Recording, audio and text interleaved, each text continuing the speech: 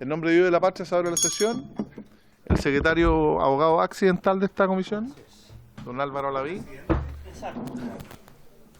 Pero a veces los accidentes son buenos. Va a dar lectura de la cuenta, don Álvaro. Gracias, señor presidente. Se da cuenta de los siguientes documentos que han llegado a la comisión, estimado presidente. Oficio de su excelencia el presidente de la República, por el cual hace presente la urgencia suma para el despacho el proyecto que establece normas generales sobre el uso de la fuerza para el personal de las fuerzas de orden y seguridad pública y de las Fuerzas Armadas en las circunstancias que se señala. Boletín 15.805-07. Otro oficio de su excelencia el presidente de la República, por el cual hace presente la discusión inmediata para el proyecto que establece normas que se presentaron también de discusión inmediata para el mismo. Se retira. El proyecto de ley iniciado en moción del diputado señor Bianchi y de la diputada señora Arce y González doña Marta, que modifica la Carta Fundamental para incorporar a los gobernadores regionales como autoridades susceptibles de acusación constitucional y agrega nueva causal de procedencia a su respecto. Boletín 16.215-07. Proyecto iniciado en moción de los diputados señores Pino, Arroyo y Lee y de las diputadas señoras Ahumada, Concha y Muñoz, que modifica la Carta Fundamental para limitar la reelección consecutiva en el cargo de gobernador regional. Boletín 16.216-07. Proyecto iniciado en moción de los diputados señores Sánchez, Araya, don Cristian, Jürgensen, Mesa, Moreno, Ojeda, Romero, don Agustín, Schubert y Urruticoechea, y de la diputada señora Barchesi, que modifica la ley 18.918 orgánica constitucional del Congreso Nacional para incorporar el deber de realizar periódicamente un test de detección de uso de sustancias psicotrópicas para las personas que indica. Boletín 16.219-07. Proyecto iniciado en moción de las diputadas señoras Labra y Flores y de los diputados señores Becker, Berger y Joanet, que modifica la Carta Fundamental para incorporar expresamente a los gobernadores regionales como sujetos pasivos de una acusación constitucional. Boletín 16.217-07. Proyecto iniciado en moción de los diputados señores Radke, Becker, Berger, Longdon y Sauerbaum y de las diputadas señoras del Real Flores, Labra, Morales, doña Carla y Osandón, que modifica el Código Penal para incorporar como circunstancia agravante utilizar elementos especialmente destinados a evitar la persecución policial o proveer impunidad. Boletín 16.222-07. Correo electrónico del Ministerio de Justicia, por el cual da excusa de excusa de inasistencia a la sesión de hoy del señor Ministro de Justicia por tope de agenda. Se confirmó la asistencia de los abogados de la División Jurídica Mario Araya Flores, Flora Benazul y Florencia Draper. Correo electrónico del señor Rodrigo Mora Ortega, director general de la Corporación de Asistencia Judicial, por el cual confirma su asistencia a la sesión de hoy en forma telemática. Correo electrónico del señor ministro de la Corte Suprema, Jean-Pierre Matus, quien en forma excepcional no estará presente en esta sesión por encontrarse en el extranjero en comisión de servicio. Correo electrónico del Colegio de Abogados, por el cual, por encargo del presidente, señor Ramiro Mendoza Zúñiga, acusan recibo de la invitación para la sesión de hoy y se informa que en representación del Colegio de la Orden asistirá en forma telemática la consejera Tatiana Vargas.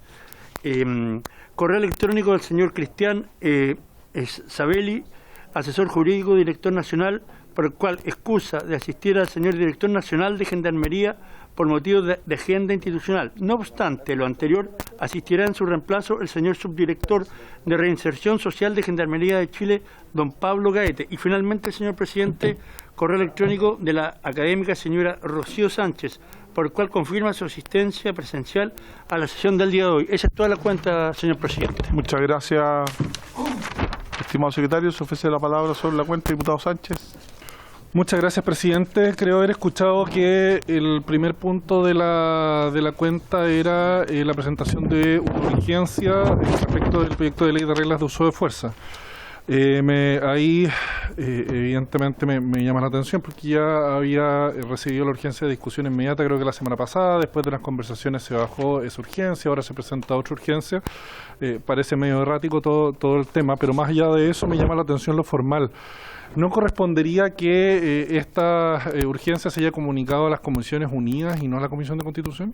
Muchas gracias. O sea, por un tema de información, más que nada. Bueno, de las urgencias se da cuenta en la sala. Exacto. En la cuenta de la sala y después se deriva a las comisiones, ahí va a depender de la Secretaría. Había consideración de la urgencia suma. Estamos viendo el poder sesionar el día jueves y viernes en la mañana. En modalidad híbrida, sí. Lo estamos viendo con el presidente de la Comisión de Seguridad, porque efectivamente al paso que vamos, de solo 2 horas de tramitación con 26 diputados. Claro, dígame. Sobre ese punto respecto de la modalidad híbrida, entiendo que se ha tomado un acuerdo para que esa modalidad deje de aplicarse en las comisiones legislativas. Entiendo que solo se mantiene respecto a las comisiones investigadoras, entonces no sé si va a estar esa posibilidad de que podamos sesionar de esa forma. Quizás habría que ver si es que esto se hace acá o se hace en Santiago, pero no sé si el reglamento nos va a permitir, o si esto quizás tiene que ver más con los acuerdos de comité, poder seguir sesionando con gente conectada por Zoom.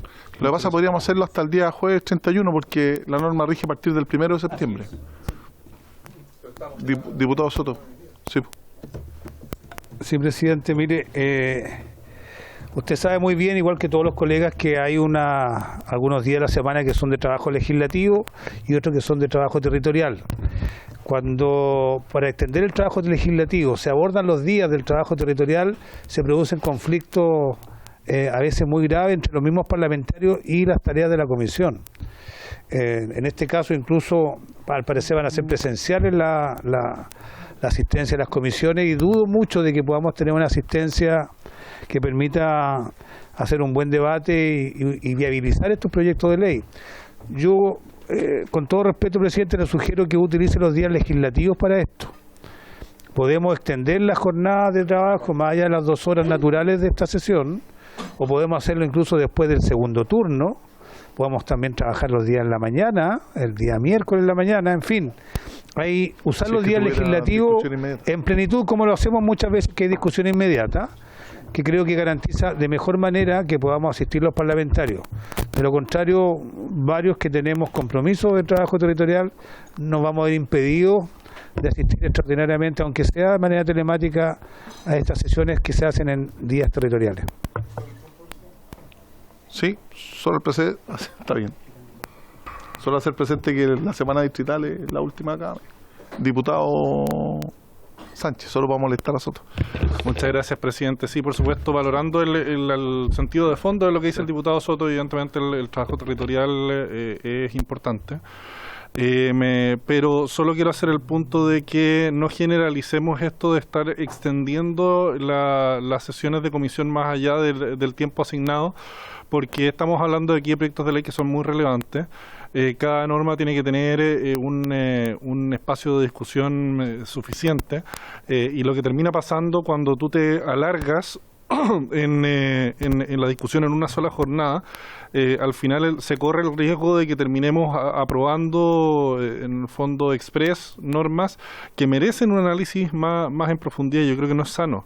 No es sano que discusiones que son importantes se termine de cierta forma tratando, aunque sea indirectamente, a la Cámara como una especie de buzón, donde simplemente tenemos que ir chequeando cada una de las normas de estos proyectos de ley que son más bien extensos, que aquí son leyes que impactan literalmente en la vida de personas.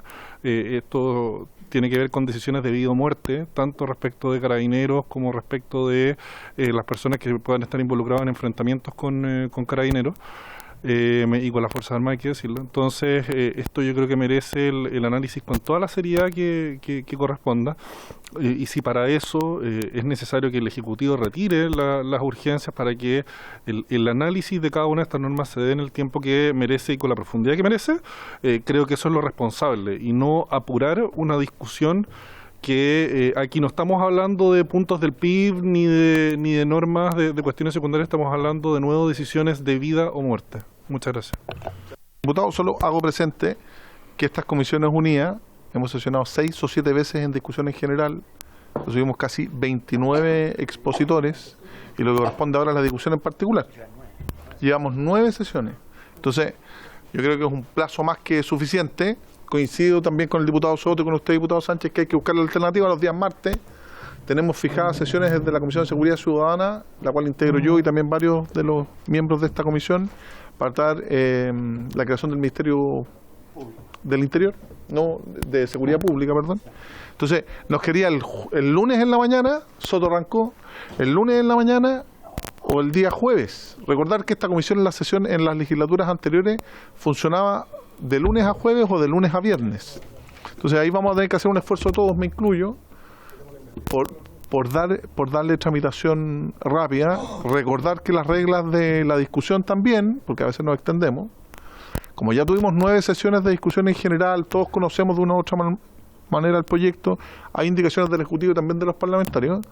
Recordar que el reglamento establece formas de clausuras de debate para ir agilizando, si no podemos estar eternamente en la discusión de un artículo. Así que lo vamos a ver de todas maneras. Pero tomo de debida cuenta, diputado Sánchez, y lo que plantea el diputado Soto. La presente sesión número 122 ha sido citada con el propósito de continuar con la tramitación en general del proyecto de ley que establece un nuevo Código Penal, que es el boletín número 14.795-07, en primer trámite constitucional, que está calificado por el Ejecutivo con urgencia simple. Para estos efectos se ha invitado al Ministro de Justicia y Derechos Humanos, al subsecretario, a la jefa de división del Ministerio, a la académica Rocío Sánchez, que siempre nos acompaña y que agradezco mucho, Rocío, por acompañarnos. En representación del Ministerio viene Flora Ben Azul, a quien agradecemos, y también Mario Araya, y Florencia Draper, que está por ahí atrás, que pagó una entrada distinta y no pudo ver en primera fila. Y agradecemos también la presencia del subdirector de la Inserción Social de Gendarmería, don Pablo Gaete Letelier, y telemáticamente nos acompaña por el Colegio de Abogados de Chile la colega Tatiana Vargas Pinto, que es consejera de dicha instancia, y por la Corporación de Asistencia Judicial, don Rodrigo Mora Ortega, que es el director general. Ya leímos las excusas del señor ministro, del señor subsecretario, del ministro Matus, de don Ramiro Mendoza y del director nacional de Gendarmería, que se encuentra reemplazado en esta instancia por don Pablo Gaete Letelier, a quien le ofrezco la palabra a este tema. Solo recordar antes y los integrantes de la comisión que están invitados para la sesión del 5 de septiembre, el fiscal nacional del Ministerio Público y la Defensoría de la Niñez, que están invitados.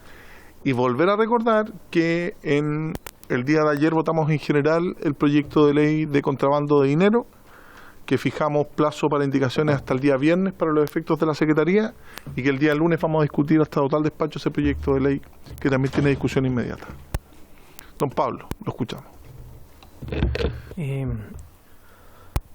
buenas tardes, muchas gracias, señor presidente. ¿Se escucha? Sí. Como primera cuestión, excusar al director nacional de Gendarmería de Chile, que por razones de agenda no pudo comparecer. Efectivamente, yo soy el subdirector de Reinserción Social de Gendarmería y vengo en su representación. Lo segundo, agradecer la invitación que se nos considere en esta comisión.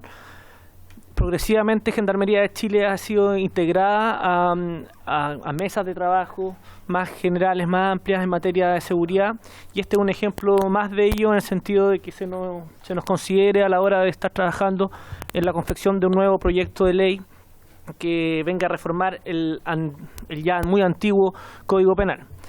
A este respecto, hacer presente que para Gendarmería de Chile se suma, digamos, a todas las iniciativas y a todas las opiniones favorables, en el sentido de que un Código Penal que data de hace 146 años debe ser revisado en profundidad para que este cuerpo normativo sea sistemático, para que este cuerpo normativo reúna una cantidad de leyes que actualmente se encuentran dispersas y de ese modo facilite el análisis y la aproximación al derecho penal, al sistema de penas y a los delitos, porque actualmente existe una suerte de opacidad en cómo se establecieron el sistema de penas en el actual Código Penal, y de la lectura del proyecto de ley se desprende que va a existir mayor claridad de la ciudadanía respecto a que en un solo cuerpo normativo van a existir la mayor cantidad de delitos, de tipificaciones penales y sus penas, y se va a poder comprender a cabalidad cuáles son las consecuencias de cometer una infracción penal, porque la pena va a estar asignada claramente en el Código Penal, no como sucede actualmente, que hay que hacer una serie de ingenierías jurídicas para llegar a arribar a la pena. Gendarmería de Chile aplica diversas leyes que actualmente se encuentran dispersas, o le son vinculantes. Por ejemplo, la mayor, la principal, es la 18.216, que fue modificada hace 10 años por la 20.603, de penas sustitutivas a las penas privativas y restrictivas de la libertad. ¿Ya? Van a cumplirse 10 años de la dictación de esa pena, y Gendarmería de Chile en la actualidad, que puede ser un dato que quizá la ciudadanía no conozca, está atendiendo más gente en el sistema abierto que en el sistema cerrado. Está atendiendo más gente en los centros de reinserción social, en los CAIS, en el sistema postpenitenciario, que en el sistema cerrado propiamente tal. Así que esta tendencia que se ve en el proyecto de ley, en que se establezcan leyes en que la carcelación sea la última ratio, penas que la carcelación sea la última ratio, y que existan otras modalidades de cumplimiento, es aplaudida por Gendarmería de Chile, por cuanto evidentemente se favorece la reinserción social, se da un uso racional de las cárceles, se fomenta la sociabilización de aquellos infractores de ley, primerizos sobre todo, en el sentido de que no exista contagio criminológico, y se permite que ellos puedan seguir continuando realizando acciones laborativas y de vínculo con su sociedad y con las familias. Todos aspectos que son fundamentales para los procesos de reinserción social. Así que desde ese punto de vista, desde ya, aplaudimos y estamos de acuerdo con algunas disposiciones que ha establecido el proyecto de reforma del Código Penal. En tanto se establece lo que se denomina la libertad restringida. ¿Ya? He elaborado una pequeña presentación muy sintética para dar cuenta de estos aspectos que he señalado. El proyecto supone una intensificación en el uso de penas relevantes que no sean constitutivas de privación total de libertad, por medio del establecimiento de penas de libertad restringida y de reclusión en el domicilio del condenado, y sobre todo por una modernización en la aplicación y el uso de la pena de multa. ¿Ya? El artículo 43 del proyecto de ley establece 5 tipos de penas. En el sistema de penas del título 5 del proyecto de ley, artículo 43, se señala la prisión, la reclusión, y después vienen 3 tipos de penas como la libertad restringida, la multa y el servicio en beneficio de la comunidad. Estas 3 últimas penas se asimilan mucho a las actuales que se aplican en la 18.216. La libertad restringida es muy similar a la libertad vigilada intensiva que actualmente se aplica de acuerdo a la 18.216. Una vez que se dicta, aquel infractor tiene que someterse a un plan de intervención, concurrir o mensualmente o quincenalmente, de acuerdo al riesgo que esté asociado al delito, a un centro de reinserción social. Se somete a un plan de intervención evaluado sistemáticamente por una dupla psicosocial de acuerdo a la necesidad específica que tenga que tratarse. Aquí se tendría que hacer presente el modelo de reinserción social que ha incluido el Ministerio de Justicia y que implementa Gendarmería de Chile a través de su subdirección de reinserción social. Este modelo se denomina RNR, riesgo, necesidad, responsividad. ¿Cuál es el propósito de este modelo de intervención? Determinar cuáles son los riesgos de reincidencia de un individuo, establecer cuáles son sus necesidades específicas de intervención y después determinar cómo absorbe esa oferta programática y cómo la persigue y cómo favorece su proceso de reinserción. Este modelo tendría que ser integrado también en esta nueva pena, que es la libertad restringida, y las reclusiones en el domicilio del condenado, que también se parece a otra pena sustitutiva, que es la reclusión parcial domiciliaria. Actualmente existen 3 tipos de reclusiones parciales domiciliarias: la nocturna, la de fin de semana y la diurna, que es permanecer 8 horas continuas al interior del propio domicilio, ya sea con sujeto al control de monitoreo telemático o no, ¿ya? Después está la multa. Actualmente, cuando la pena de multa se puede purgar de acuerdo a la 18.216 con prestación al servicio de beneficio a la comunidad. Entonces, la pena del artículo 43 que se está proponiendo, la número 4 y la número 5, es decir, la multa y el servicio en beneficio de la comunidad, hoy están estrechamente ligadas, ¿ya? La mayoría de la población que actualmente está cumpliendo penas por prestación al servicio de beneficio de la comunidad es porque en vez de pagar la multa accede a este tipo de penas, ¿ya? La mayoría de los centros de reinserción social suscribe convenios con los propios municipios, con entidades como ONG, Cruz Roja, juntas de vecinos, y tiene la gracia este tipo de cumplimiento de pena, que el condenado va a su propia comunidad a mostrar cómo está pagando la pena y generando un efecto, digamos, educativo en la sociedad, ¿ya? En consecuencia, es sabido que actualmente Gendarmería de Chile hace alrededor de 2 años está progresivamente aumentando su capacidad y su cantidad de población penal en el sistema cerrado. Pasamos de 46.000 infracción internos en el sistema cerrado a actualmente 52.000 y un poco más. Es decir, las proyecciones dan cuenta que este año podríamos llegar a los 53.000, sobrepasando con creces la capacidad instalada en nuestro sistema penitenciario. De modo tal que el establecimiento de estas 3 modalidades de pena, la libertad restringida, las multas y el servicio en beneficio de la comunidad, por supuesto que son aplaudidos porque ayudarían a hacer un uso racional de la privación de libertad, teniendo en consideración la falta de capacidad de infraestructura que tenemos al interior de todo nuestro sistema penitenciario.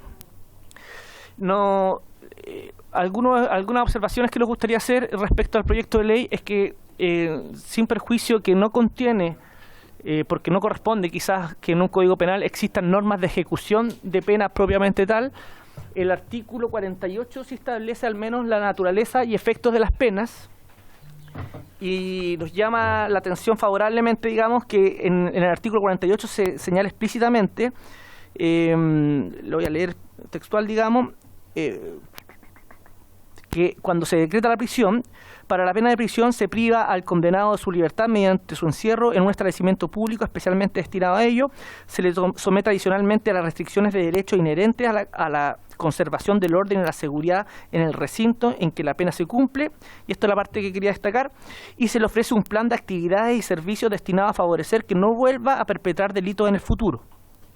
Todo ello de conformidad con el régimen de cumplimiento de la ley que la ley prevea. Es decir, se establece el deber, digamos, del Estado, y en este caso de Gendarmería de Chile, de proveer acciones positivas para favorecer la reinserción social de aquellos que sí ingresen a las unidades penales. Y eso es un elemento que nos gustaría destacar, y que estamos de acuerdo, digamos, con el código, o sea, con el proyecto de ley. En ese mismo sentido, creemos pertinente que se puedan establecer ciertos principios aunque sea un código penal, el establecimiento de delitos y penas, también algunos principios orientadores para después un eventual proyecto de ejecución de pena. Se sugiere incorporar explícitamente 2 estándares fundamentales del derecho internacional de los derechos humanos, recogido en el artículo 5 de la Convención Americana de Derechos Humanos y en el artículo 10 del Pacto Internacional de Derechos Civiles y Políticos, que se centran en el respeto a la dignidad humana como principio general de trato debido a del trato debido a las personas privadas de libertad. Son 2. A. Las penas privativas de libertad tendrán como finalidad esencial la reforma e integración social de los condenados, que es un poco lo que se esboza en el artículo 48 del proyecto de ley. Y B. En el sometimiento adicional de las restricciones de derecho inherente a la conservación del orden y de la seguridad en el recinto en que la pena se cumple, la persona condenada debe ser tratada con el respeto debido a la dignidad inherente del ser humano, y la pena no excederá los sufrimientos que sean consecuencia únicamente de sanciones legítimas o que sean inherentes o incidentales a esta. Esto no es más que la consagración, digamos, de diversos tratados internacionales que han sido suscritos por el Estado de Chile, con especial foco también en los grupos de especial protección, mujeres, pueblos originarios, tercera edad, población LGTBIQ+, migrantes, etcétera. Todo esto la opinión consultiva número 29 de la Corte Interamericana de Derechos Humanos, dictada en mayo del año pasado, le ordena al Estado de Chile adoptar medidas y acciones positivas que vayan en resguardo de estos grupos de especial consideración y de especial vulnerabilidad. Si ya el encarcelamiento puede ser una condición de vulnerabilidad, esta se ve agravada cuando la persona, por ejemplo, es de disidencias sexuales o sufre alguna característica de discapacidad o es migrante indocumentada, etcétera. Entonces, todos estos aspectos también, si bien es un código penal, si es que deben considerarse o en este cuerpo normativo o en otro que pudiese venir, ¿ya?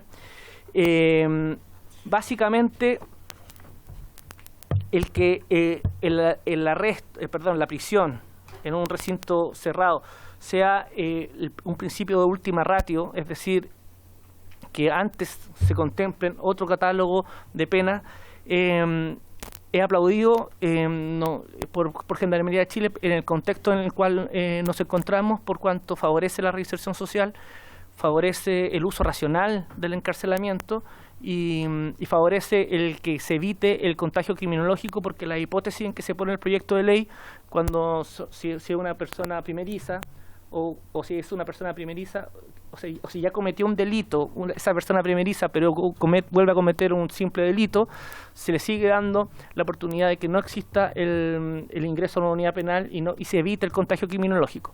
Esto nos parece fundamental que se establezca así en este proyecto de ley. Eso es cuanto podría opinar, señor presidente. Muchas gracias, Gendarmería de Chile, representado en esta oportunidad por Pablo Gaete Letelier, que es subdirector de Reinserción Social de Gendarmería. Se ofrece la palabra.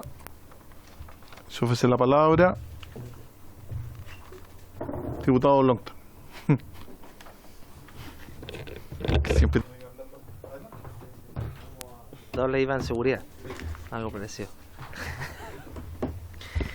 Gracias, presidente. No, me llamó la atención, primero la bienvenida a los expositores, me llamó la atención la última parte de su exposición a propósito de la integración de principios, porque nosotros entendemos que, según la Constitución, los tratados internacionales están recogidos, tienen rango constitucional.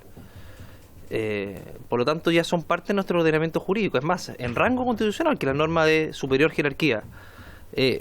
Y no comprendo cómo, con ese mismo razonamiento, cómo se le quiere incorporar una norma de inferior jerarquía cuando ya es parte de nuestro ordenamiento. Es decir, si no hay y voy a citar textual, si no se trata con dignidad y con el respeto debido e inherente al ser humano, eso ya está resguardado en nuestra legislación a nivel constitucional y a nivel de tratados internacionales. Entonces, no entiendo qué adicional podría ayudar a incorporarle un código penal, que el código penal tiene una particularidad a otros códigos, que ahí tú estás describiendo conductas antijurídicas con una sanción penal. Por lo tanto, hay que ser muy riguroso en la conducta y en la tipificación de esa, porque si tú empiezas a incorporar principios inspiradores, eso va a distraer y obviamente a complicar a un juez de la República que tiene que principalmente aplicar una sanción a una conducta determinada.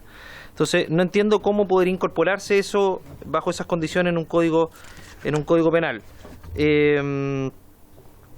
Eso, presidente. Muy bien. Muchas gracias, Pablo.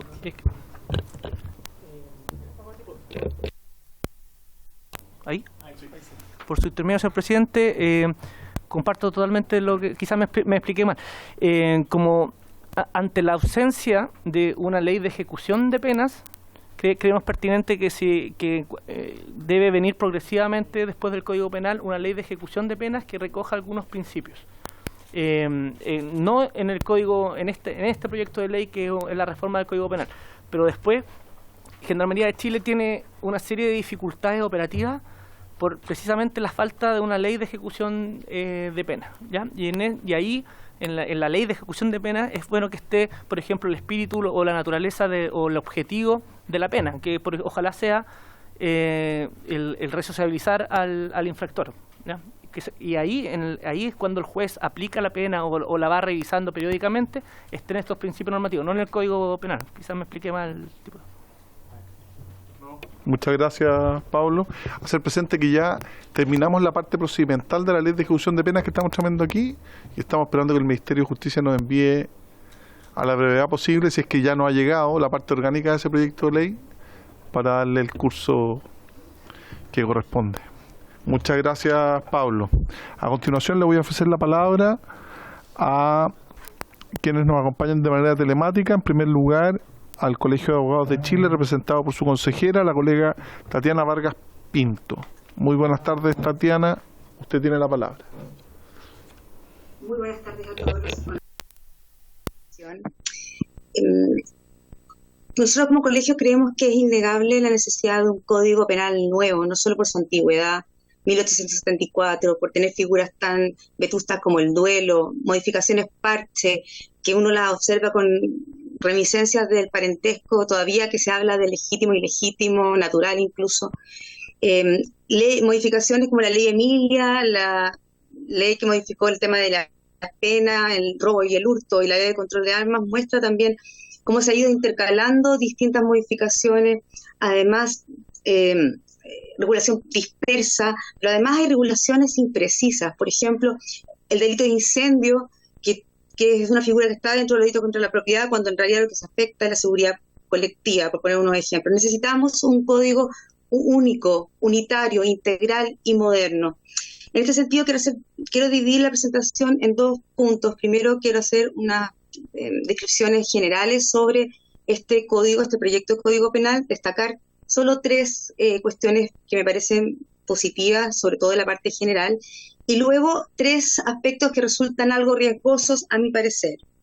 Primero, quiero reconocer que este proyecto de Código Penal ha recogido trabajo hecho de muchos años por penalistas de distintos sectores, profesores de universidad, integrantes del sistema penal, con los anteproyectos 2013, 2015, el proyecto del Código Penal, el foro 2005.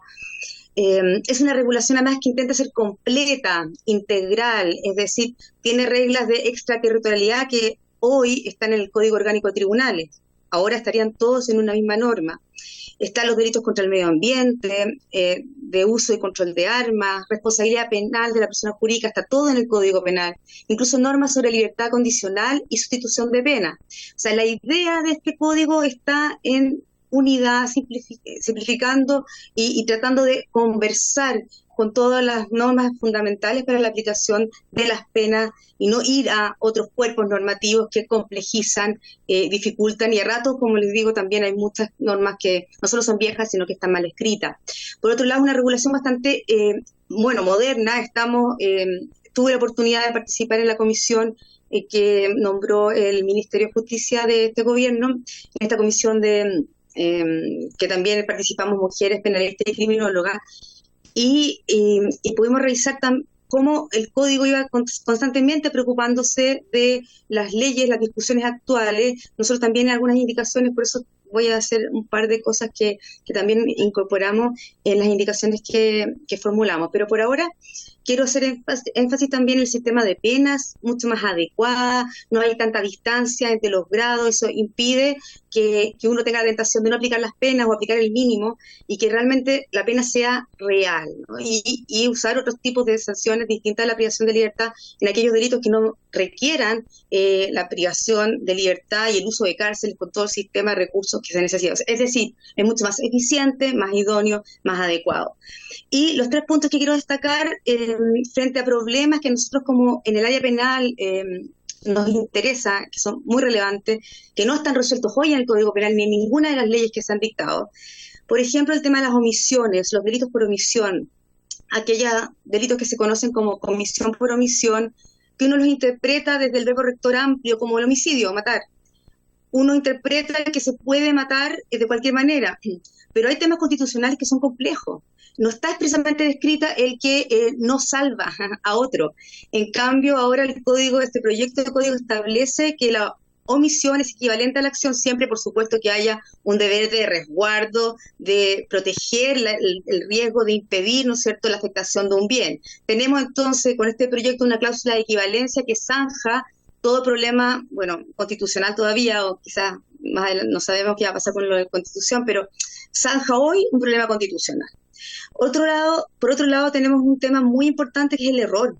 El error de tipo, no tanto el error, es decir, cuando yo no conozco los hechos que están en la ley, no tengo dolo, hay una norma que establece específicamente los efectos del error de tipo vencible e invencible, y también resuelve un caso de error en una causa de justificación cuando, por ejemplo, yo no conozco que me están agrediendo ilegítimamente o creo que me están agrediendo y no es así, tiene un efecto muy concreto. Y creo que lo más relevante es contemplar este error error de prohibición, que nosotros llamamos error de prohibición, cuando ya no solamente sobre hechos, sino que yo creo que estoy actuando en forma lícita, creo que esto está permitido, ¿no? Y hay un sinfín de circunstancias que son relevantes, por ejemplo, todo el tema, no sé, de aspectos culturales, indígenas, se ha usado mucho el error de prohibición. Y no hay ninguna norma en el Código Penal hoy que distinga y que diga qué efecto tiene el error. Está ahora declarado como una exclusión de ilicitud también, de culpabilidad, no hay responsabilidad penal, pero si es vencible tiene un atenuante, o sea, tiene un efecto específico. Esa es la segunda cuestión. Y una tercera cuestión que parece relevante, quizás ya más complejo, que tiene que ver con la intervención en los delitos, autor, cómplice, encubridor, además de tener una norma muy relevante que ahora sí dice son autores quienes ejecutan el hecho, por sí o a través de otros, también los coautores. En el Código Penal hoy tenemos una norma amplísima en el artículo 15 que confunde todo tipo de intervención, que cuesta mucho distinguir el cómplice del coautor, porque si el coautor se considera autor, aquel que facilita un medio, bueno, el facilitador de medio es un cómplice. Entonces, esta norma viene a entregar muchas herramientas y criterios para distinguir el autor del cómplice y además resuelve el problema en el caso de los delitos imprudentes y la participación imprudente. Es verdad que esta norma de la participación imprudente tiene cierta vacío frente a una equivalencia, quizás pueda ser muy técnica, pero hay una distinción entre la intervención imprudente en delitos dolosos de la intervención dolosa en delitos imprudentes.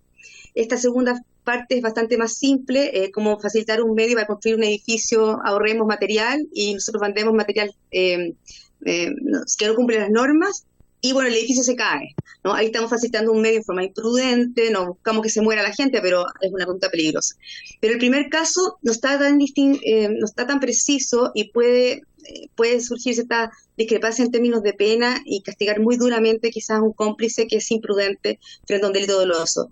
Y en la comisión que participé pudimos también incorporar algunas reglas que precisaban, o sea, son detalles en este caso. Y respecto de los aspectos riesgosos que me parece tienen, el Código Penal es, como les dije, unitario, integral, tiene todo, o sea, me podría referir a muchas cosas, no nos da el tiempo ni la vida, solo quiero destacar tres y básicamente tres cosas que a mí me producen como penalista, también como presidenta de la Comisión Penal del Colegio de Abogados, bastante resquemor, pero que a ratos son opciones políticas, pero que tienen riesgos también en términos de las categorías penales y de lo que significa. Por ejemplo, la primera cuestión, se incorpora lo que se conoce y dice el Código Penal como estado de necesidad defensivo, que es como una suerte de eximente que está entre un estado de necesidad y entre una legítima defensa, que supone hacer lícito, o sea, justificar el atacar, actuar para salvar un bien o una persona, si ese peligro proviene de la víctima, o sea, que la víctima es la fuente. Solo por ser fuente de peligro, ojo, no estamos hablando de un injusto agresor. El injusto agresor, eso es legítima defensa y está autorizado. Pero acá estamos hablando de personas inocentes, que de repente puede generar un riesgo, y eso para el código hoy, en este proyecto, dice que aunque el mal que cause esta persona sea mayor, pero no considerablemente mayor, va a estar permitido, va a excluir la ilicitud. Eso es sumamente grave. Uno puede entender que una persona con estricta necesidad quiera salvarse y salvar sus bienes y que haya una persona que produzca el riesgo, pero eso puede significar que tú no tengas responsabilidad penal porque no es exigible que tú cumplas. Pero decir que eso está bien, dañar a un inocente, que ese inocente está obligado a cargar por ser el justo agresor, la lógica no es la misma que la legítima defensa. Además, tengo que decirlo, este estado de necesidad defensiva en realidad es una importación del Código Civil alemán, de los riesgos de las cosas y los animales, que se lo compraron algunos colegas y lo introdujeron y lo pusieron en este código. Sumamente peligroso por los efectos que supone una causa de justificación, como dice el código, exclusión de ilicitud, porque estaría permitido, distinto de una causa de exclusión de responsabilidad. Y respecto al estado de necesidad, que es bueno, digamos que está bien estructurado, que es el estado de necesidad exculpante, no voy a hablar del 21, que también está bien, que está en el artículo 29, ese estado de necesidad, lo que me llama la atención es que le faltó algo muy importante a la redacción de la norma. Se dice hablar, entonces, frente a un peligro actual inminente y no dice nada más. Se olvidó de la estricta necesidad.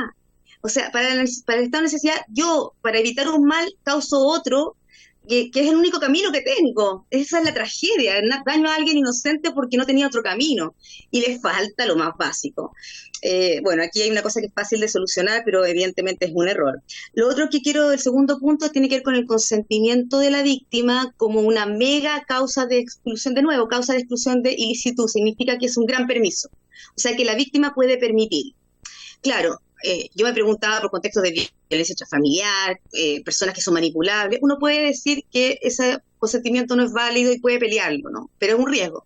Pero por otro lado, esta es mega exclusión de ilicitud o causa de permisión, de justificación, se incorpora para todos los delitos del título primero al séptimo, todo lo que tiene que ver con bienes individuales. Y claro, alguien me podría decir, pero no se preocupe porque para la omisión no está. Bueno, es que para el homicidio, digamos, para el homicidio. En el homicidio el consentimiento es un atenuante, muy bien, pero acá hay una contradicción en el proyecto. En el homicidio por acción sí es atenuante. Y también tiene una cosa bien importante, que si son adolescentes, niños, niñas y adolescentes menores de 14 años, el consentimiento no vale y por lo tanto siempre hay homicidio. O sea, nunca se excluye. Ya, pero inmediatamente está el artículo 164, los invito a leerlo, el 164 que habla del delito de homicidio por omisión, dejar que se muera sin interrumpir, sin salvar, digamos, alguien que está en posición de garante, debiendo protegerlo. Si la persona te dice que sí, el consentimiento de la víctima, en ese caso en el fondo habría responsabilidad por omisión y no se excluye la responsabilidad, o sea, no vale nada. Es decir, que el consentimiento de la víctima vale todo porque no hay responsabilidad, es decir, tiene pleno efecto. O sea, alguien que me dice, mátame, déjame morir, no hay ninguna responsabilidad. Y es más, hay una cosa bien extraordinaria, que no hay ninguna alusión al consentimiento del niño, niña y adolescente en el caso del homicidio por omisión. Es decir, el consentimiento de ellos vale. Un niño que diga, déjame morir, y te dejo morir, también vale. Evidentemente acá tenemos otra contradicción frente a la equivalencia de la omisión que les comentaba tan positivo que se establece en el artículo 11 del código, del proyecto de código. Entonces, también si uno piensa frente a la importancia de los niños y niñas y adolescentes, a la regulación que nosotros conocemos, donde su consentimiento en principio no es relevante, piensen en la violación conocida como impropia para los menores de 14 años, piénsese en la ley Tamara, ¿no? Donde hay una agravante nueva hoy, donde importa mucho la víctima, niño, niña, adolescente, los menores de 18 años, incluso se amplió, ¿no? Entonces va justamente en contradicción a la lógica que hoy a nosotros nos interesa de proteger a las personas especialmente vulnerables frente a los ataques de los adultos. Y finalmente quiero solamente tocar el tema del miedo. El miedo como un eximente hoy, que es una emoción muy importante, excluye la responsabilidad por falta de culpabilidad, porque en el fondo estás perturbado, no podías cumplir. Pero el proyecto es curioso, el proyecto del miedo se limita completamente a la legítima defensa incompleta. Es decir, me están agrediendo, yo me defiendo, me excedo, no hay legítima defensa, le di 20 disparos en vez de uno, que era suficiente uno, pero tenía miedo. El miedo solo vale circunscrito en una legítima defensa incompleta, que no exime, que en principio atenúa, pero va a eximir ahora, si además se suma el miedo. Y la norma además es bien extraña, porque los invito a leer el artículo 30. No solamente incluye el miedo,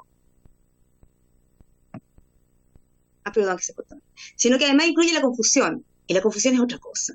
La confusión ya empieza con el error. Entonces hay combinaciones de categorías, por lo menos, y lo que yo tampoco, en el miedo, yo lo que tampoco entiendo es por qué se restringe solo a eso, y no se reconoce que los seres humanos, también en nuestras conductas, las emociones tienen un rol importante en la determinación de incluso infringir normas, y que puede ser muy importante al momento de establecer la pena.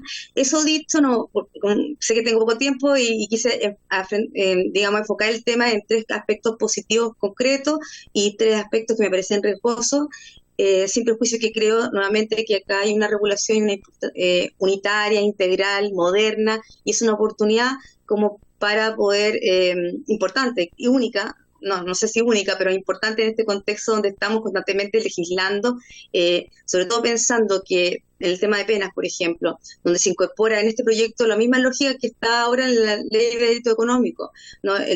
Y la ley de crimen organizado.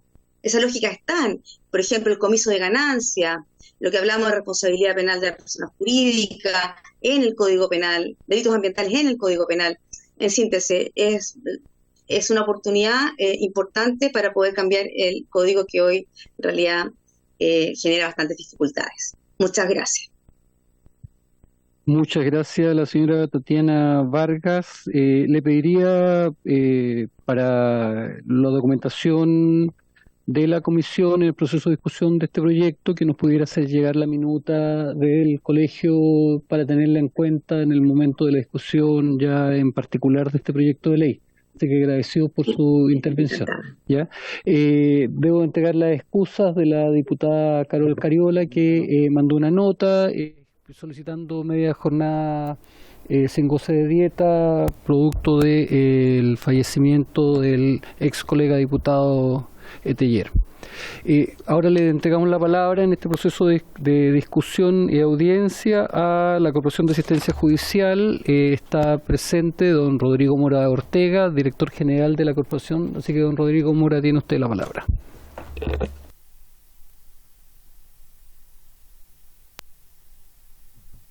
Por su intermedio, presidenta, de las diputadas y diputados presentes para esta sesión, y agradecerles también la consideración que han tenido por invitar a esta institución. Voy a exponer a partir de una minuta de puntos que quisiera plantear para enriquecer la discusión de esta comisión y que voy a hacer llegar a la Secretaría acabada la sesión.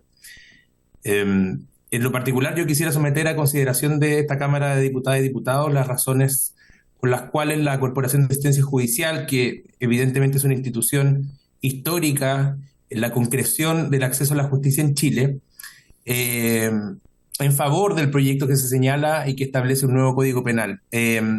Como es de conocimiento de la Comisión, la misión de la Corporación es proporcionar orientación y asesoría jurídica a todas las personas que así lo requieran y patrocinar judicialmente de manera profesional y gratuita a quienes no cuenten con los recursos para hacerlo. Y a eso se suma, por supuesto, la muy conocida labor que tiene en proveer de prácticas a egresados de Derecho como requisitos para la obtención del título de abogado. Por lo tanto, creemos también que podemos hablar desde ambas maneras, digamos. Primero, en virtud de cómo contribuye un nuevo Código Penal al derecho de acceso a la justicia en Chile, aun cuando se trata en el fondo de modificaciones de normas sustantivas, pero que van a ejercer un impacto importante ahí. Y en segundo lugar, también cómo van a contribuir estas nuevas regulaciones o reformas a la certeza jurídica, digamos, de los sectores más vulnerables, que eso es lo particular. En primer lugar, nosotros creemos que se cumple efectivamente, y esto lo establece el mensaje como los anteproyectos anteriores desde el Foro Penal del 2003, ¿no es cierto?, a una demanda histórica de modernización de la justicia penal en Chile.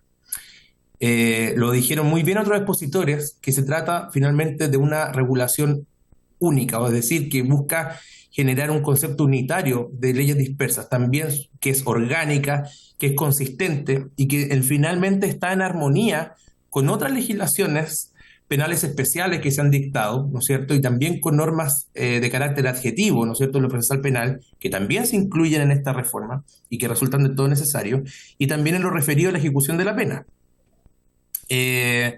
Por lo tanto, esto genera esfuerzos y también en el sentido de que son esfuerzos que han cruzado varios gobiernos, y en lo particular se destaca, por supuesto, que los esfuerzos iniciados con el Foro Penal del 2003 y los diferentes anteproyectos hasta llegar, digamos, a este último esfuerzo que viene con la entrega del último anteproyecto del ministro Larraín, están, digamos, en una línea relativamente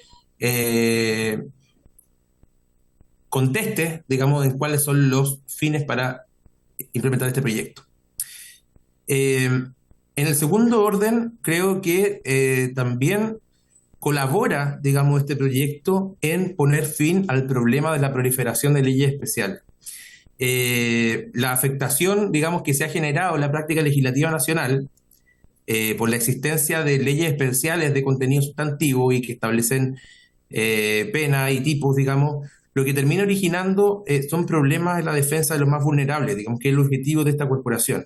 Y esto quizás no es demasiado intuitivo, pero en lo particular lo voy a desarrollar en el siguiente punto. La dispersión de la legislación penal puede generar problemas de sistematización o de interpretación armónica, ¿no es cierto?, como bien lo explicaba, y siendo el derecho penal concebido como la última ratio para la intervención del Estado, es necesario que sea percibido por la sociedad, y esto estoy leyendo el mensaje en esta parte, toda como un sistema de pautas claras sobre las motivaciones y límites de la vida en comunidad, lo que resulta imposible si no existe la voluntad coherente del legislador de impartir dichas reglas. La importancia de un código penal, entonces, y aquí abro comillas, radica también en la sistematización de dichos mandatos para la acción de forma relacionada y ordenada en una sola fuente. Es decir, esto va a terminar, digamos, con una cuestión que está generando lagunas interpretativas en muchos sentidos en los fallos de nuestros tribunales superiores de justicia. En tercer lugar, nosotros creemos que la reforma que se está planteando, que es sustitutiva total, digamos, que establece un nuevo Código Penal, está de la mano con la exigencia que establecen tratados internacionales de derechos humanos que se han suscrito y ratificado por Chile y que por tanto se incorporan a su derecho interno. ¿Por qué? Porque existe necesidad de materializar acciones concretas en lo que a esta Corporación de Asistencia Judicial respecta, en la Convención Interamericana para prevenir, sancionar y erradicar la violencia contra la mujer, ¿no es cierto?, del año 98, la Convención sobre la Esclavitud y su Convención Suplementaria sobre abolición de la esclavitud, trata de esclavos y la institución y práctica análoga a la esclavitud, entre otras. ¿Por qué en lo particular esto? Y también han surgido otros temas, porque existen cosas que destacamos del proyecto que han aparecido, por ejemplo, en materia de delitos sexuales. Nosotros, en la Corporación de Asistencia Judicial Metropolitana y en otras, hemos establecido ya 3 líneas de trabajo. Una de ellas se llaman los CABI, ¿no es cierto?, los Centros de Atención a Víctimas de Delitos Violentos. El otro, el programa Mi Abogado, y otro es la línea que denominada La Niñez y la Adolescencia se Defienden, donde estamos básicamente tratando con vulneraciones de derechos que afectan bienes jurídicos que tienen aparejada una pena penal. Y en ese sentido, estamos contestes, digamos, con el mensaje en cuanto que en materia de delitos sexuales, por ejemplo, se aumenta la pena para todos los casos, abuso y agresión, donde se pone al centro el consentimiento de la víctima como relevante para la determinación de las conductas ilícitas, ¿no es cierto? Y esto en consecuencia con el convenio de Estambul, que es el convenio sobre prevención y lucha contra la violencia en mujeres y violencia doméstica. Y en el mismo sentido es lo que define la explotación sexual infantil, donde se introduce finalmente el paradigma de explotación sexual comercial de niños, niñas y adolescentes, y se abandona la noción de prostitución de menores, que es la que estaba establecida en el Código de 1874, aún vigente. lo tanto, ahí tenemos amplios acuerdos en la necesidad de que estas normas sustantivas puedan afectar positivamente nuestra labor en la infancia, niñeces y adolescencia, finalmente, que es en conjunto con las materias civiles lo que más vemos, digamos, y laborales, por supuesto. Quisiera volver a algo que ya había anunciado anteriormente, que trata finalmente del aspecto de importancia cultural que otorga concreción y validez a este proyecto que introduce o establece un nuevo Código Penal. Y es finalmente algo que tiene que ver fundamental con el derecho de acceso a la justicia, y que es la desconfianza arraigada y la falta de información que prevalecen en relación al sistema judicial. Nosotros tenemos básicamente algunos datos que hemos levantado, que son datos que ya tienen 6 o 7 años. Hay una encuesta de necesidades legales de ADIMARC, pero que sin embargo otorgan buenos criterios para darse cuenta finalmente que en los grupos de mayor vulnerabilidad hay un considerable número de encuestados que optan por no actuar ante sus necesidades legales, y el derecho penal engloba el más del 50% de los casos donde no se emprende acción. Y eso finalmente, si uno da vuelta, digamos, la misma encuesta, que es lo que nos entrega finalmente, es que existe, básicamente por desinformación, desconfianza arraigada en el sistema judicial. ¿Por qué precisamente? ¿Y por qué esto se produce, en los más vulnerables? Porque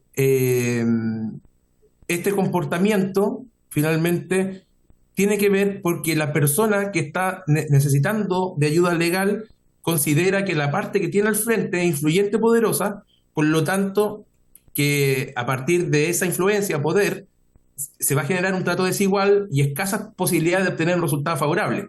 Por lo tanto, lo que estaría dando en certeza, digamos, un código penal como el que generamos, sumado a la adecuación de normas adjetivas en el Código Procesal Penal y en lo que se refiere a la ejecución de la pena, sería necesariamente una modificación, aunque sabemos que por supuesto no es total, también tiene que ver la implementación de la política en esto, de esta desconfianza arraigada en el sistema judicial para superar la barrera del acceso a la justicia en los segmentos menos privilegiados.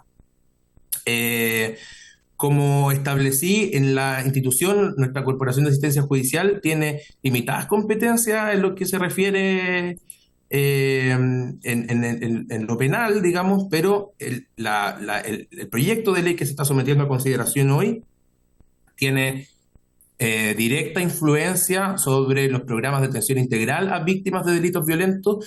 Siempre se habla, digamos, en la discusión legislativa acerca de la defensoría de las víctimas o quién cuida a las víctimas. Bueno, este programa atiende a muchas personas, los CAVI, en las comunas más vulnerables del país, a personas afectadas directa o indirectamente por delitos violentos, y por supuesto nos cuesta mucho poder